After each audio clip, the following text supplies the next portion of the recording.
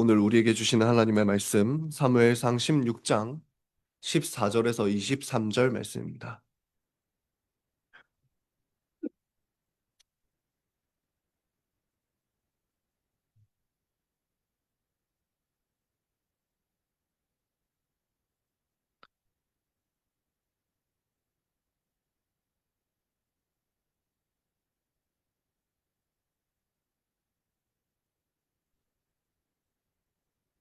사무엘상 16장 14절에서 23절입니다.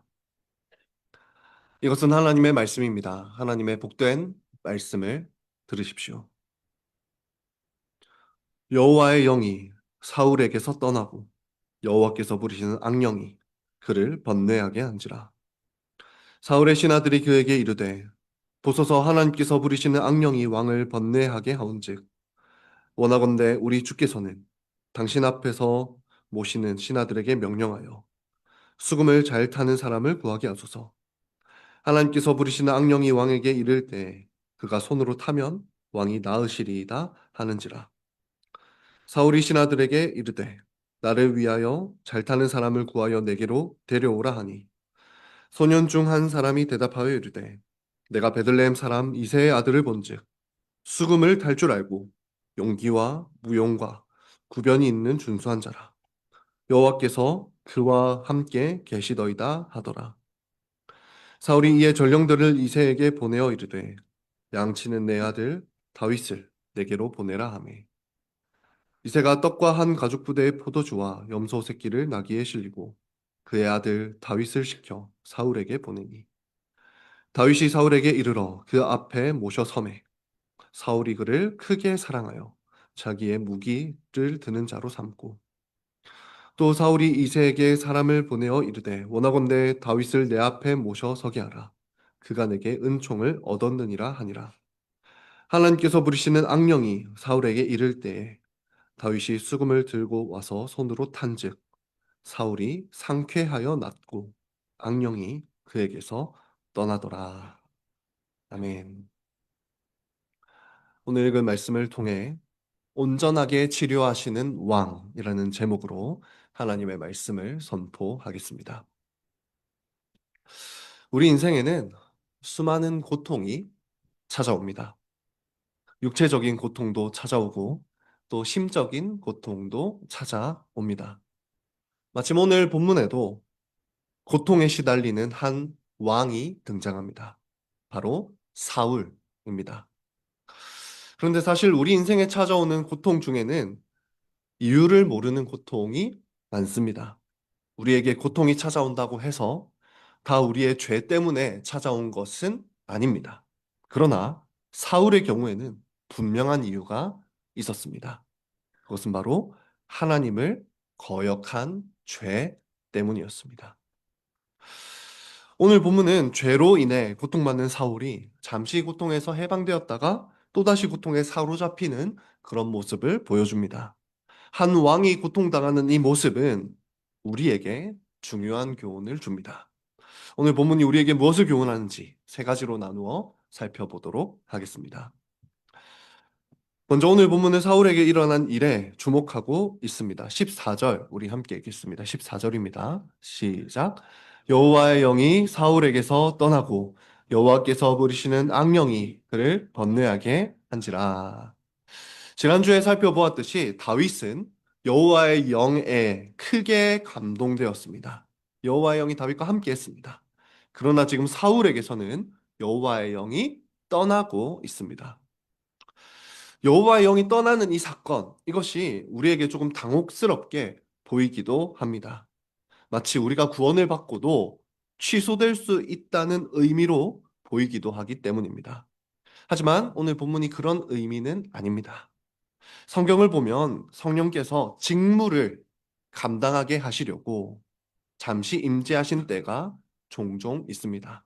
가령 민수기 24장을 보면 성령님은 거짓 선지자 발람에게도 임하십니다. 거짓 선지자도 잠깐 올바른 예언을 할 수 있도록 옆에서 잠시 임재하기도 하셨다는 말입니다. 지금 사울에게도 비슷한 일이 일어납니다. 성령님은 사울이 이스라엘의 왕으로서 직무를 감당하도록 잠시 임재하셨습니다. 하지만 이제 사울에게 더 이상 그런 직무적 임재조차 주어지지 않습니다. 이제 사울에게는 오히려 여호와께서 부리시는 악령이 찾아옵니다. 여기서 악한 영, 그러니까 악령이 무엇일까 하는 궁금증도 생깁니다. 어떻게 하나님께서 악령을 부리실 수 있을까요?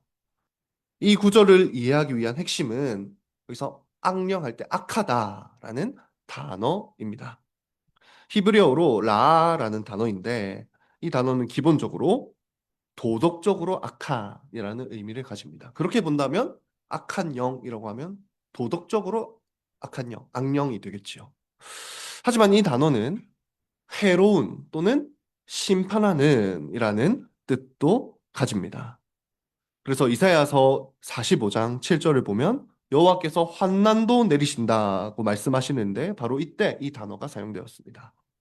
또 아모스 3장 6절에서도 여호와께서 재앙을 내리신다라고 할 때 그때도 이 단어가 사용되었습니다. 그런 점에서 볼 때 오늘 본문에 나타나는 이 악한 영은 심판하는 영 정도로 이해하는 것이 더 좋을 것 같습니다. 그래서 비슷한 예로 하나님께서는 이집트에 장자들을 심판하실 때 죽음의 천사, 심판하는 영들을 보내셔서 이집트 온 땅의 장자를 심판하신 적이 있습니다. 마치 그때처럼 하나님께서는 지금 끝까지 거역하는 사울에게, 마치 끝까지 거역하는 바로에게 심판의 영을 보내셨던 것처럼 끝까지 거역하는 사울에게 심판의 영, 심판의 천사를 보내십니다. 그리고 그 결과 사울은 이 땅에서 지옥을 맛보고 있습니다. 사울의 고통을 묘사하자면 두려움과 분노, 괴로움 등이 마음을 깊이 억누른 그런 상태입니다. 그래서 숨이 막히는 것 같은, 숨이 막히는 것 같은 그런 고통을 당하고 있습니다. 이 모습을 옆에서 본 사울의 신하들이 사울에게 이렇게 제안합니다. 15절에서 16절입니다. 함께 읽겠습니다. 사울의 신하들이 그에게 이르되 보소서 하나님께서 부리시는 악령이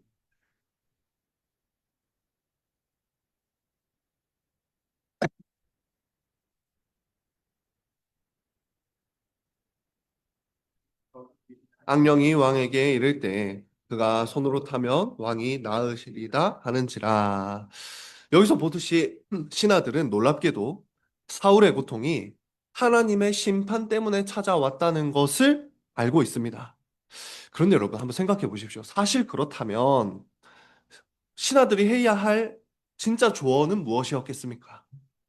왕이시여, 하나님께 회개하소서라고 해야 하지 않았겠습니까? 하지만 신하들은 다른 제안을 합니다. 당시에는 음악이 고통을 치료해 준다라는 그런 사상이 있었습니다. 그래서 신하들은 사울에게 수금이라는 악기를 잘 연주하는 사람을 구해서 당신 옆에서 연주하게 하십시오. 그러면 당신의 고통이 괜찮아지지 않겠습니까? 라고 제안을 하고 있는 것입니다. 근본적인 방법을 조언한 것이 아니라 잠시 고통을 잊어버리는 방법을 제안한 것입니다. 사울은 이 신하들의 제안을 긍정적으로 여깁니다. 그래서 17절에서 보듯이 신하들에게 명령해서 수금을 잘 타는 사람을 데려오라 라고 명령합니다. 이처럼 하나님의 영이 떠난 사울은 지옥 같은 고통을 경험하고 그리고 자신의 고통을 달래줄 사람을 찾고 있습니다. 이처럼 오늘 본문은 사울이 심판의 영에 의해 고통당하는 모습을 그립니다. 여러분, 사울이 왜 고통당하고 있습니까? 반복하지만 하나님을 끝까지 거역해서입니다. 사실 사울의 고통을 끝낼 수 있는 방법이 있습니다. 무엇입니까? 회개입니다. 참된 회개를 하면 이 고통이 끝날 수도 있었을 것입니다. 그러나 사울은 지금 회개 빼고 모든 일을 하고 있습니다. 그래서 결국 살아있는 지옥에서 벗어나지 못하는 모습입니다. 여러분, 하나님을 거역하면서 고통스러워하는 이 사울의 모습, 어딘가 익숙하지 않습니까? 사실 이 모습은 온 세상의 모습입니다. 비록 지금 심판의 영이 개인적으로 사람들에게 다 찾아가서 그렇게 고통을 주지는 않습니다. 그러나 하나님을 떠나 있으면서 고통받는 이 세상의 모습은 사울의 모습과 너무나 닮았습니다. 여러분, 비유하자면 이렇습니다. 물고기는 어디에서만 숨을 쉴 수 있습니까? 물 안에서만 숨을 쉴 수 있습니다. 마찬가지로 사람은 하나님 안에서만 참된 호흡을 할 수가 있는 것입니다. 그런데 수많은 이들이 하나님을 떠나서 살아갑니다. 이 모습은 마치 물고기가 물 밖에서 숨을 쉬려고 파닥거리는 그런 모습과 비슷합니다. 잠시 물 밖에 나온 물고기도 숨을 쉴 수는 있겠지요. 하지만 결국 아가미가 말라버리고 고통 속에서 숨이 막혀 죽어갈 것입니다. 그것이 지금 사울의 모습이요, 세상의 모습입니다. 여러분, 그런데 안타깝게도 교회 안에도 이런 모습으로 살아가는 성도들이 있습니다. 여러분, 기억하십시오. 하나님을 떠난 삶은 그 자체로 죽은 삶입니다. 지금 하나님 없이 살고 있는데도 평안하다고 느끼는 분이 계십니까? 그것은 어디까지나 하나님의 자비에 의한 것입니다. 서양 사람들이 지금 잘 먹고 잘 사는 것처럼 보여서 그들이 그저 부러운 그런 분들이 계십니까? 기억하십시오. 그것도 어디까지나 하나님의 자비에 의한 것입니다. 여러분, 언젠가 그 하나님의 자비가 끝나는 날이 옵니다. 오늘 성령이 사울에게서 떠났듯이 사람들에게서 자비가 완전히 거두어지는 날이 옵니다.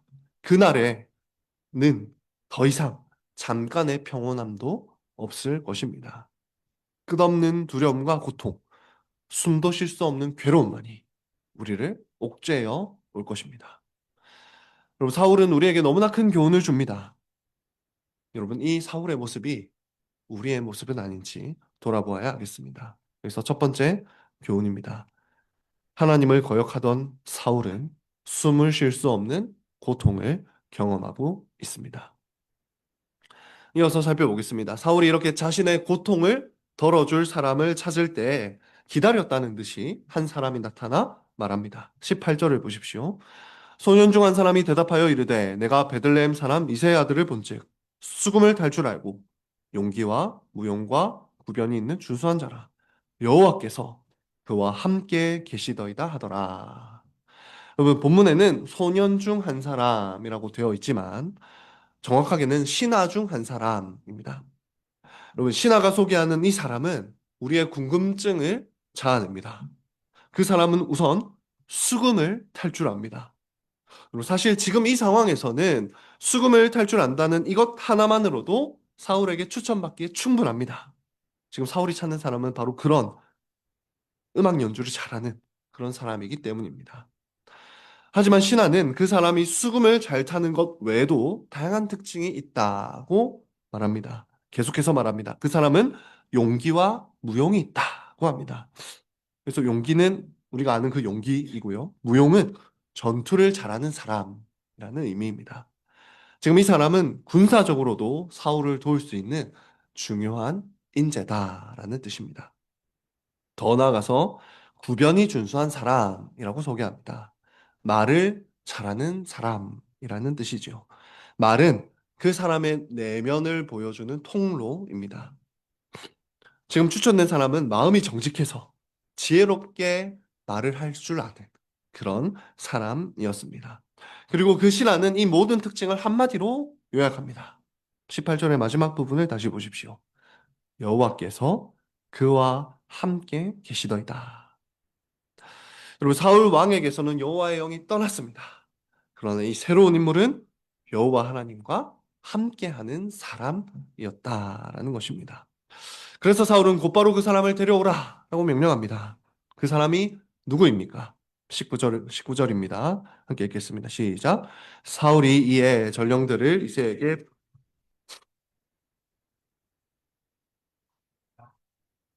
여기서 보듯이 바로 다윗입니다. 다윗은 사울의 부름을 받아 이제 여정을 떠납니다. 그 다윗의 아버지 이새는 사울에게 부름받는 것을 엄청난 영광으로 여겼습니다. 그렇지 않겠습니까? 자신의 아들이 왕실로 불려가니 얼마나 영광스럽겠습니까? 그래서 사울에게 바칠 선물들과 함께 다윗을 보냅니다. 이렇게 도착한 다윗은 이제 사울을 섬기게 됩니다.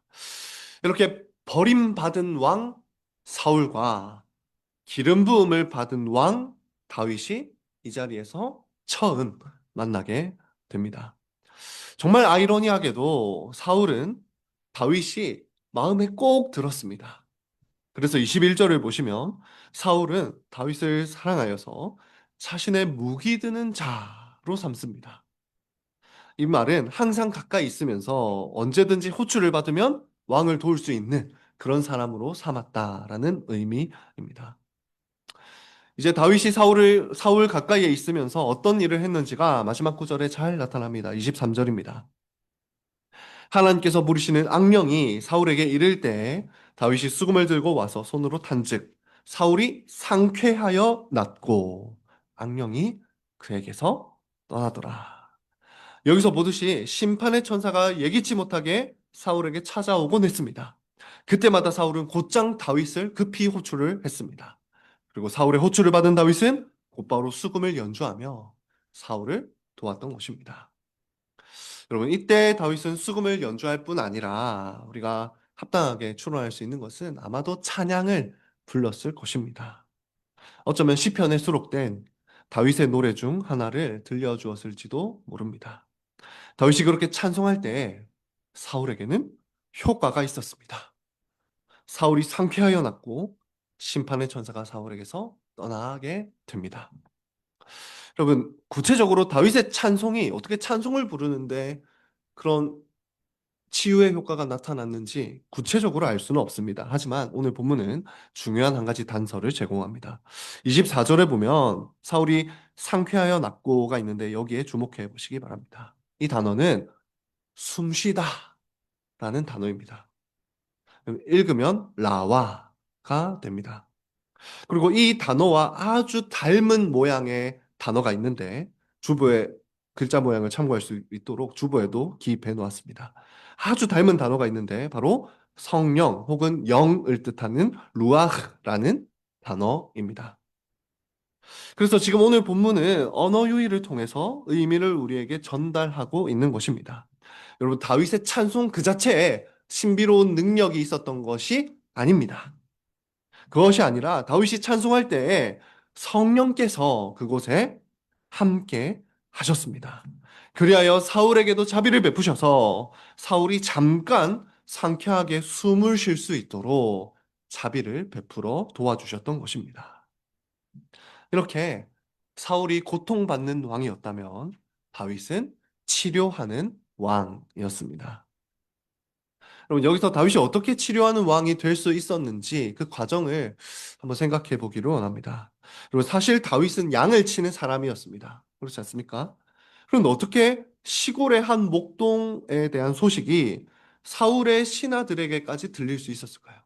시골에서 목동을 하는 그 사람의 어떤 용기와 무용, 구변이 어떻게 사울에게까지 들릴 수 있었을까요? 몇 가지 합당한 그런 추론이 가능합니다. 먼저 다윗은 양을 칠 때 혼자 있었던 것으로 보입니다. 아마도 지독하게 외로웠을 것입니다. 그때 성령께서 먼저 다윗에게 찾아오셔서 그리고 함께 하셔서 다윗을 치료하셨습니다. 그때 다윗의 외로움은 오히려 하나님을 찬양하는 재료가 될 수 있었습니다. 그리고 그 찬양의 음성이 여기저기 울려 퍼졌을 것입니다. 또한 다윗이 양을 치던 이 베들레헴은 블레셋 군대가 자주 출몰을 하던 지역이었습니다. 말하자면 국경 지역이었고 위험한 지역이었습니다. 심지어 그곳에서 다윗은 곰과 사자도 만났습니다. 다윗은 이렇게 두려운 상황에 마주하며 떨 수밖에 없었겠지만 성령께서는 그 두려움을 사용하셔서 오히려 다윗에게 용기를 가르쳐 주셨습니다. 사자나 곰에게도 맞서 싸운 그 용맹스러움은 사람들의 입을 통해 퍼지고 퍼져 나갔을 것입니다.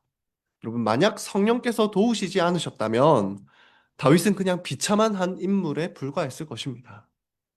그렇지 않았겠습니까? 가족으로부터 소외되면서 느낀 그 외로움을 탄식하기만 했을 것입니다. 양들을 버리고 도망하는 비겁한 사람이 되었을 것입니다.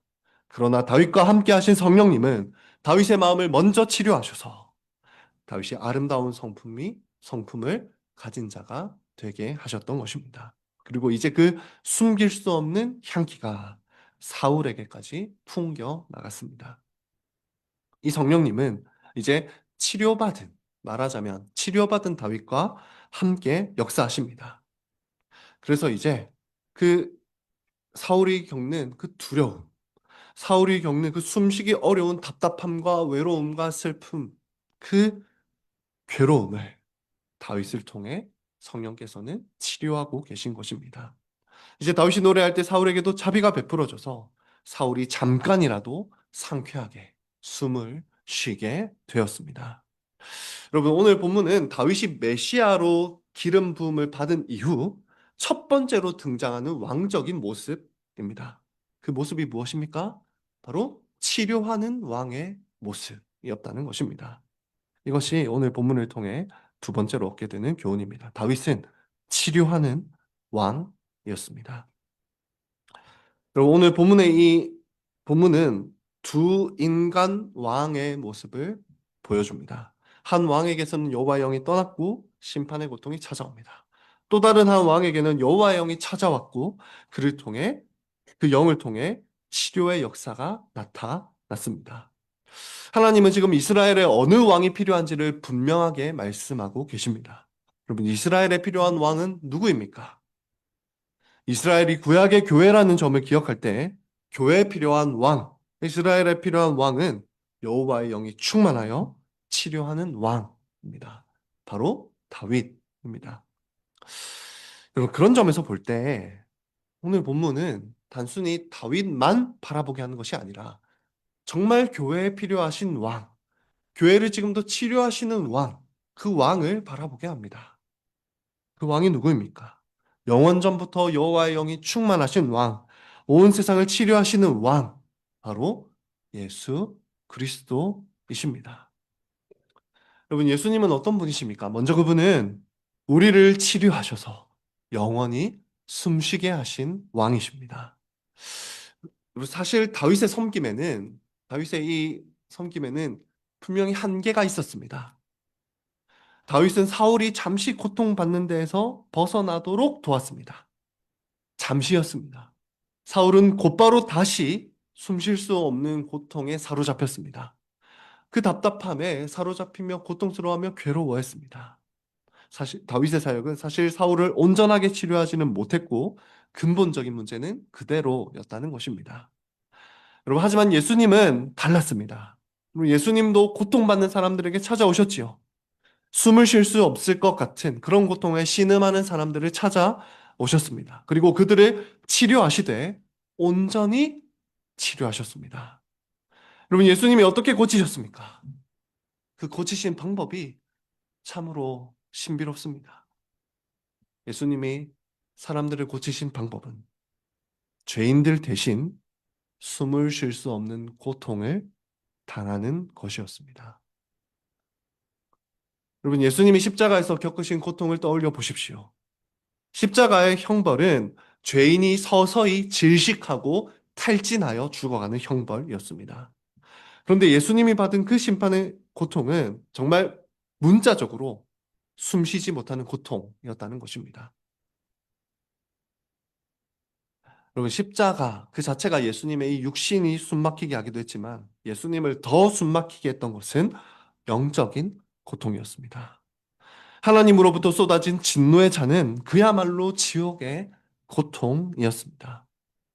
사울은 자신의 불신앙과 거역으로 인해 벌을 받았지만 예수님은 아무 죄 없이 그런 고통을 당하셨던 것입니다.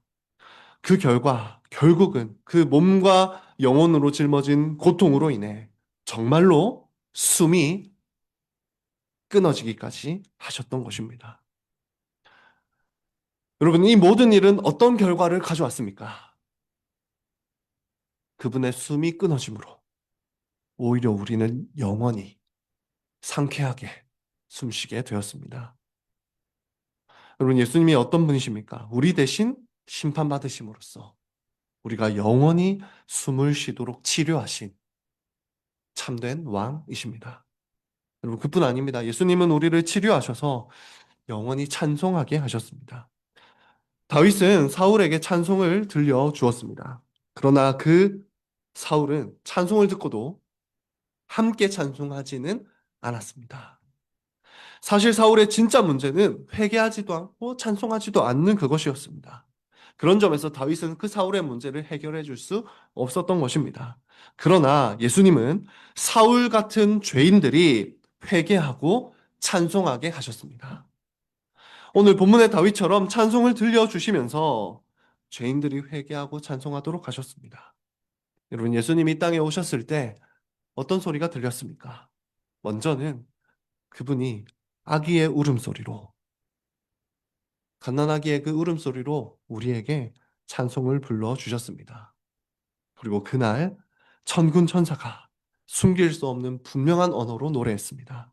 지극히 높은 곳에서는 하나님께 영광이요, 땅에서는 하나님이 기뻐하신 사람들 중에 평화로다 라고 말입니다. 여러분, 이 찬송을 들을 때 우리의 마음은 녹아내립니다. 지극히 높은 하나님의 아들께서 우리의 죄를 대신 짊어지시려 이 땅에 정말 내려오셨다는 것을 우리가 믿게 됩니다. 그래서 우리가 찬송하지 않을 수 없게 되는 것입니다. 여러분, 오늘 이 예배가 바로 그 증거입니다. 예수님이 우리에게 먼저 찬송을 들려주셨기 때문에 우리도 예수님을 찬송할 수 있게 되었습니다. 그러니 우리가 해야 할 일은 끝까지 사울처럼 완고한 것이 아니라 우리를 온전하게 고치신 그 예수님을 찬송하는 것입니다. 더 나아가 예수님은 지금도 우리의 죄성을 치료하셔서 예수님을 닮아가게 하십니다. 그리고 앞서 우리는 다윗이 성령님과 함께하는 가운데 그 외로움이 찬송이 되었고 두려움이 용감함으로 변했다는 것을 들었습니다. 그리고 그렇다면 그 다윗에게 누가 성령님을 보내주셨습니까? 바로 예수님이십니다. 예수님은 다윗에게 성령님을 보내셔서 다윗이 자신을 닮은 왕으로 자라가게 하셨던 것입니다. 여러분, 예수님은 지금도 여전히 백성들에게 성령을 보내십니다.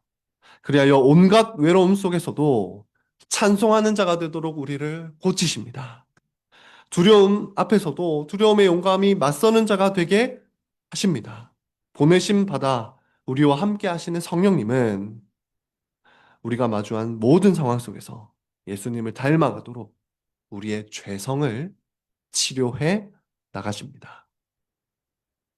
여러분, 참 감사하게도 오늘 우리는 예수님께서 베푸신 그 은혜를 눈으로도 보게 됩니다.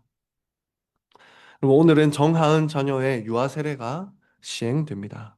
이 세례는 예수님께서 죄인으로 태어난 하은이 대신 심판받으셨음을 보여줍니다. 이 세례는 성령께서 하은이의 일평생에 함께 하시며 예수님을 닮은 자녀가 되게 하실 것을 눈에 보여주는 것입니다. 그리고 우리 모두는 오늘 하은이가 받는 세례와 같은 세례를 받았습니다. 그러므로 오늘 이 세례를 볼 때 우리의 세례를 기억하시기 바랍니다.